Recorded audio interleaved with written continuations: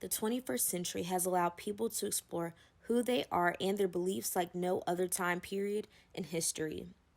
In the age of social media, new ways of thinking are commonly seen and heard of. And as a young 19-year-old black woman who is Christian, I wanted to know how people face intersectionalism with being black, Christian, and a woman. So in this first audio, you would see what they thought of premarital sex in my community of Durham, North Carolina. The first person to answer was a young woman of 27 years old. The second person was a young man who was also 27. And the last person was an 11-year-old girl. Hello, so I'm going to ask you a question, and I just want you to answer whatever your thoughts are. Okay. So what are your thoughts on premarital sex? I believe that it's best to wait for sex until marriage because it's not just about the physical. There are a lot of spiritual and emotional things that are attached with that. And if that's not the person that you want to be with, it could become a problem, which is, I've seen like a lot of my friends end up in these long-term relationships just because they had sex. And they think that that's the person they want to be with, but really they're not showing you anything else. Like, sex is just a physical act, but it's handled immaturely. That's what I think. Thank you so much. Hello, sir. I was going to ask you a question today, so just give me your thoughts about it. Okay, so the question is, how do you feel about premarital sex? When you say how what I think about it, what do you mean? Like, can you elaborate? How do you feel about people engaging in sexual cohabitation before they're married? Let me see. How can I put this proper? In some cases, I mean, it happens, but as Christians, we're not supposed to partake in premarital sexual actions until we actually get married to that individual. So, I'm gonna have to stick with like it's not right, especially according to like the Bible. I'm a Christian, so it's not right to do, especially in the faith, in the religion that I'm in, or a lot of people are really in. But it does happen. I mean, it happens a lot. So it's kind of hard. It's kind of hard to really like. It's kind of really hard to really answer it because it's like it's almost inevitable sometimes, but then at the same time, it's like it's possible because I mean I know people who didn't have sex with anyone until they got married.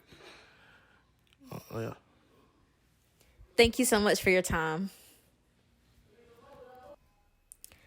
Hello, so I would like to ask you a question and you just give me your thoughts and your opinions, and any answer is okay, just as long as it comes from you naturally. So, is that all right with you? Yes. Okay, so do you think it's okay for people to have premarital sex? Meaning? Sex before marriage. Do you think that's okay? Or should you wait to have sex after you're married? I think you should wait till after you're married. It was nice to see that in a hypersexual world, people still believe in waiting until marriage. People believe that the 21st century youth don't believe in going to church or Christ because it's too strict on what you can and can't do. These two young women had a lot to say as we were conversing about being young and Christian. What's it like being young and Christian? Because we know, we all see the stereotypical church mothers and, right. The big old fruit baskets and the long two-piece, the church hats. Church attire with the knee-length jean skirts with the matching jean jacket. The 2-inch First Lady heels. Everything like that. Absolutely. So you know, like what is it really like being young and Christian, like young and Christian? Because a lot of people say that young people aren't into church, and that's not true.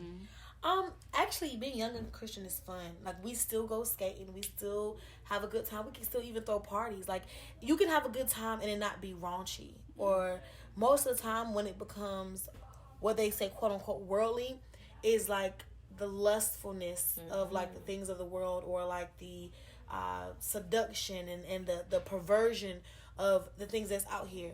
Like, you don't need to have teenagers and young girls and young men out here pretty much having sex on the dance floor. Right. You get what I'm saying? Like, you're teaching them something different. You have people that are not saved that live and walk the life of the Christian, honestly, should be representing. Yeah. You know? So it's not hard. I think that the people that say those things, they've been church hurt, or they've had bad experiences with church people, not Christ. You get what I'm saying? Not people in Christ, but religious people. Not people that have a relationship, but people that just have religious practices. So then they mix up what they say Christianity is, or what they say young people should be like, when really we're just as human as anybody else. We're just as regular as anybody else. We experience the same things, the same battles that anybody else experience. We just have Christ on our side to help us balance those things out.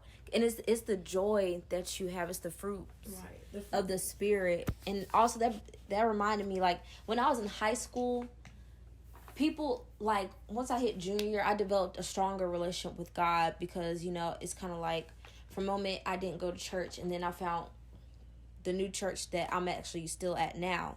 So I developed a deeper relationship with God, and I started being different. I act different. I carried myself differently. And people were like, yeah, like, you know, you just seem much happier. But it's like, you made a big commitment to God, but, like, I'm too young for that. You're not too young to make a decision to be close to your Creator. You're not too young for that. You're not missing out anything in life. You're not missing out. You're actually putting your life into the hands that it belongs to. So you're not too young for that. You're not too young to make decisions. If you're old enough to go to jail, and you're old enough to decide to have sex, and you're old enough to do this and that, you're old enough to make decisions in life, you're old enough to make the right one, which is giving your life to God. A lot of people think being young and Christian is being boring. No, you're just not doing what everybody else is doing. All this stuff that's so-called cool or fun, like sex, drinks, and weed, all good stuff, it's not. I mean, It's whack. it's so whack. I mean, I whack. tried. I'm not gonna lie. I tried drinking before. I tried smoking before. It's not worth the hype. I almost died smoking. Like, it tastes disgusting. I hate the taste. It stinks.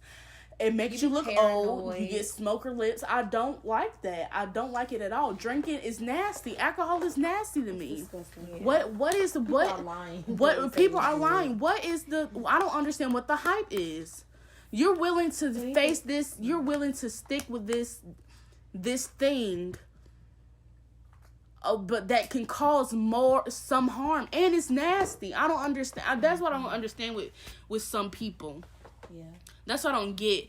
Like today we were talking about hell and all that good stuff, and you're willing to go to hell for this nasty substance.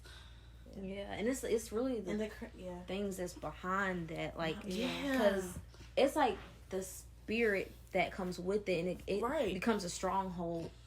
And without Christ, you can't get over it.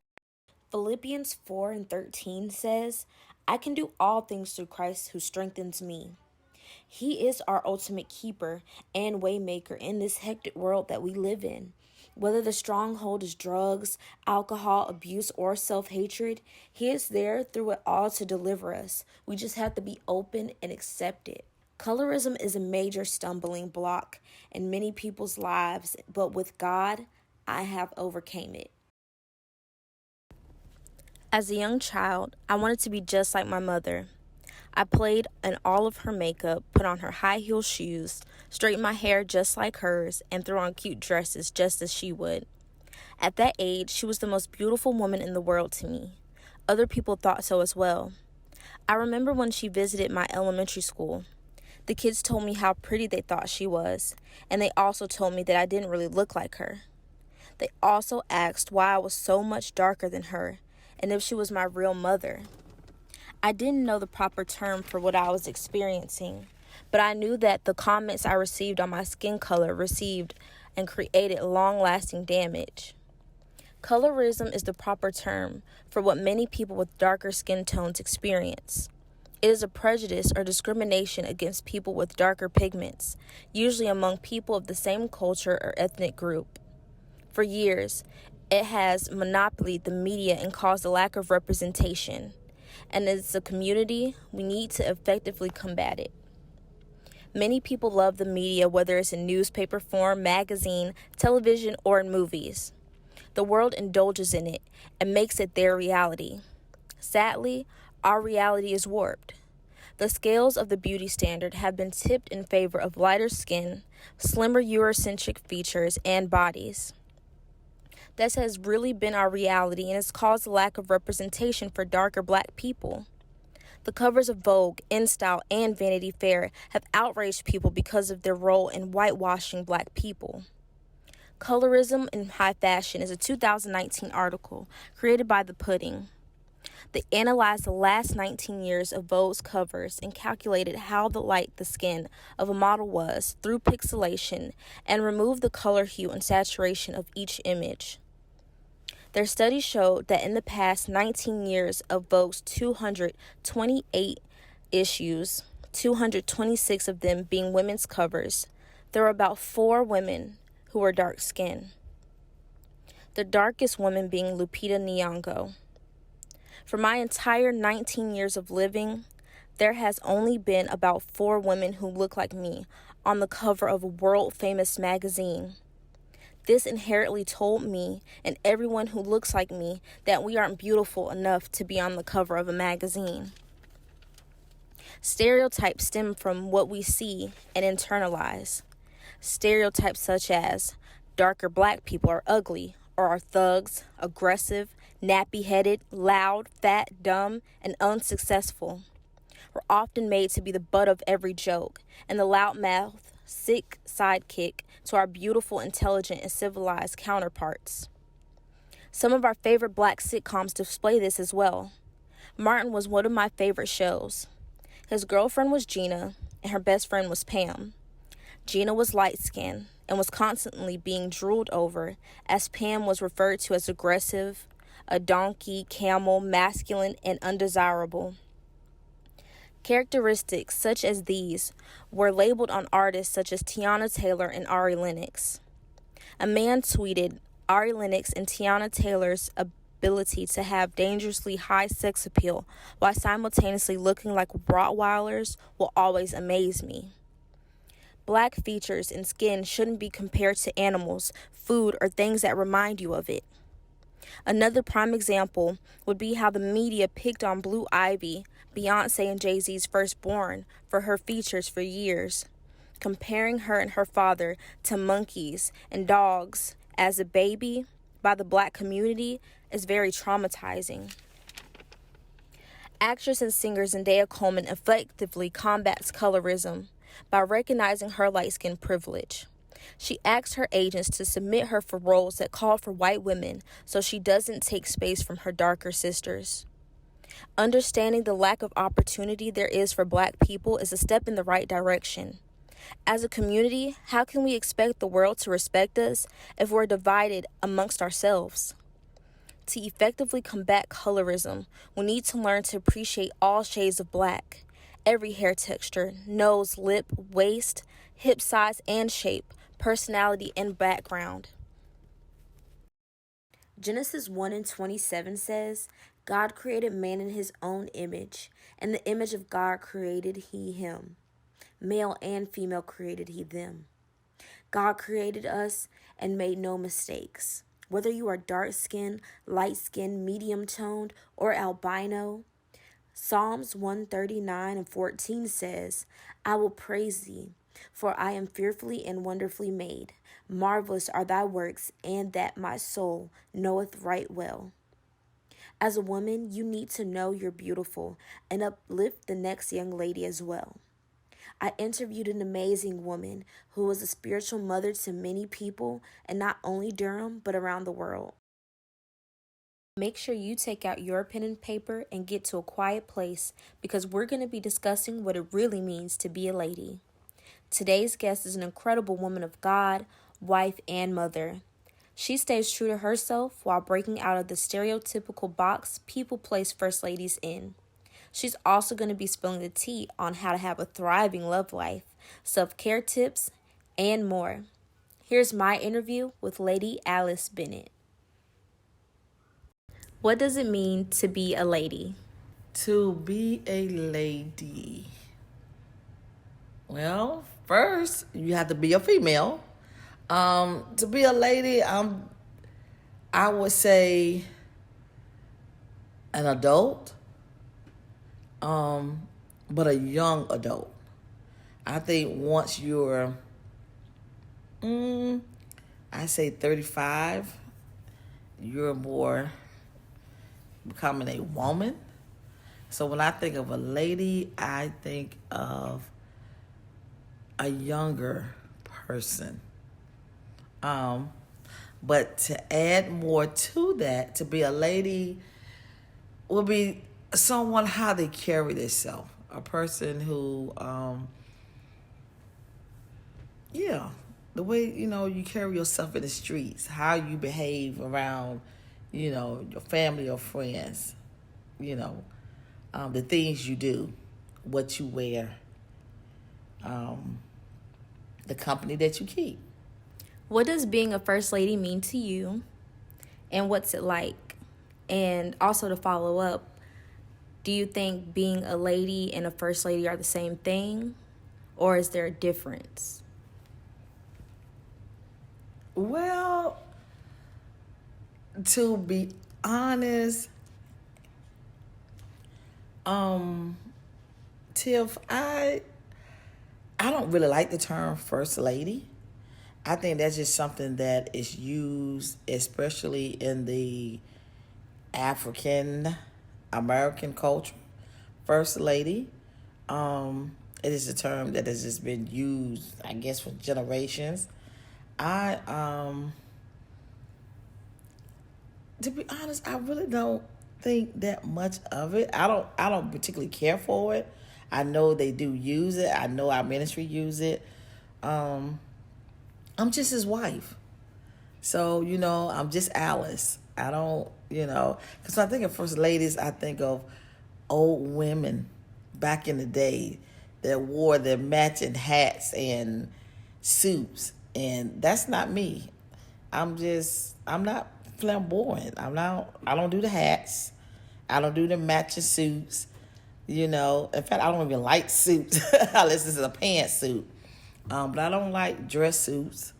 That's just not my style. So, and then the other question, someone who carry herself well, who, of course, she's married to a pastor, or to a minister.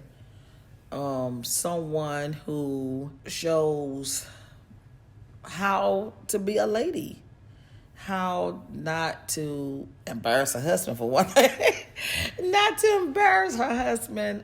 Someone helps in the ministry, by any means necessary, whatever is needed, whatever, her husband needs her to be or to do at that moment. I'm not the typical first lady, so how do you really? Yeah, I guess I don't know if I really answered your question. It's so hard because it's such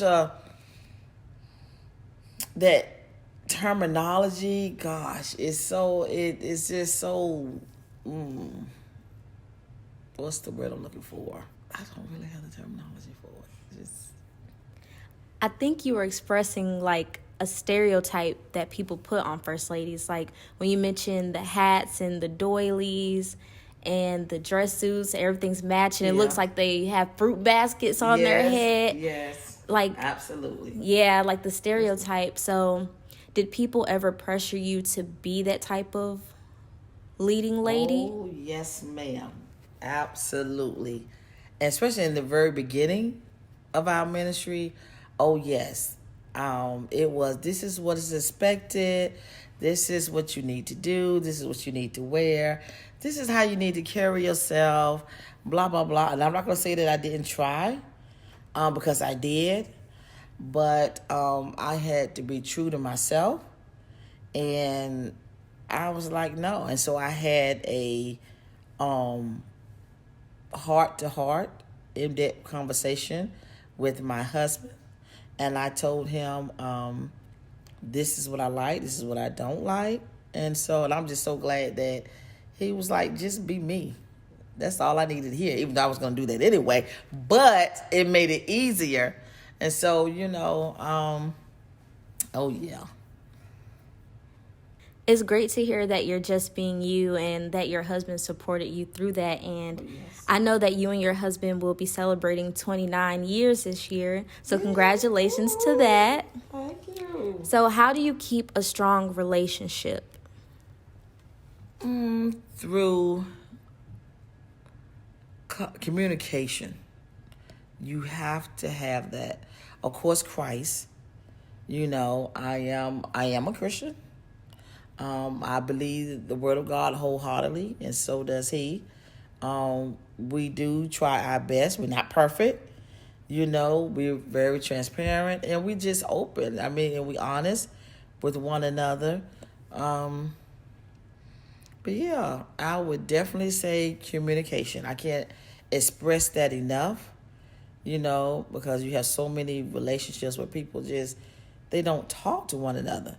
And I can talk, but and he can too. So yeah, definitely, just expressing how you feel. This is someone who you said you're gonna be with for the rest of your life, and so you need to communicate. So definitely, communicate, making sure that and he's my friend.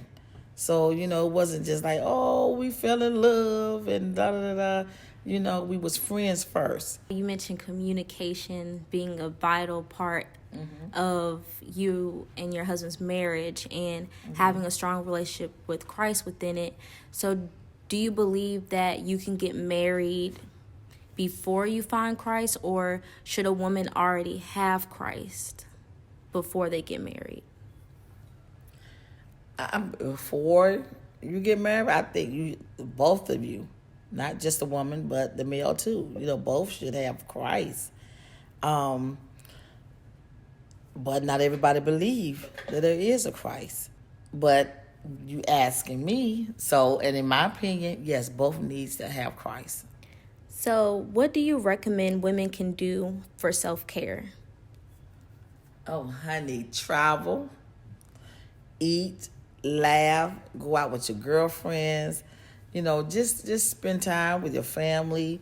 Gosh, it's so much you can do. Because now we live in a time where everybody's busy, even during this pandemic, people still working, just take time for yourself.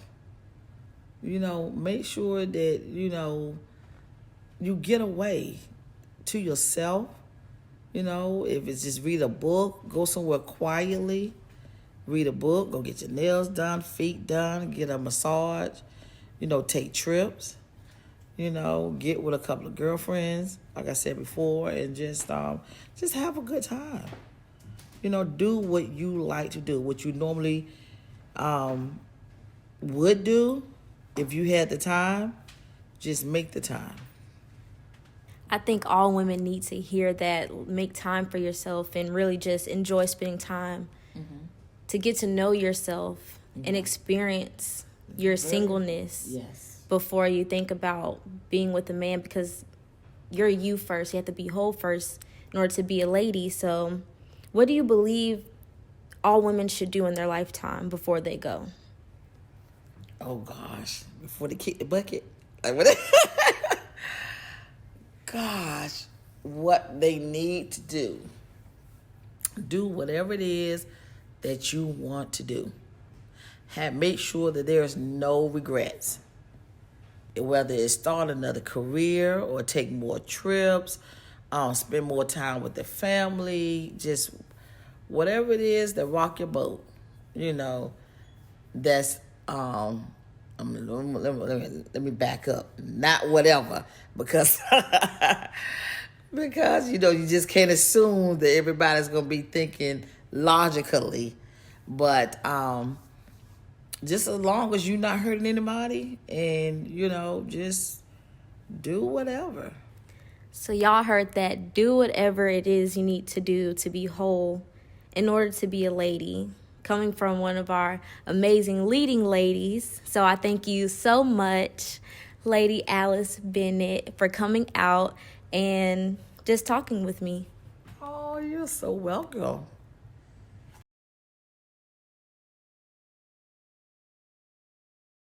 Psalms 46:5 says, God is in the midst of her. She shall not be moved. God shall help her, and that right early. Keeping God first allows you to be whole as a woman, including a young black woman. Exploring your community to see what lies in their minds when it comes to their relationship with God and themselves is something that all women should do.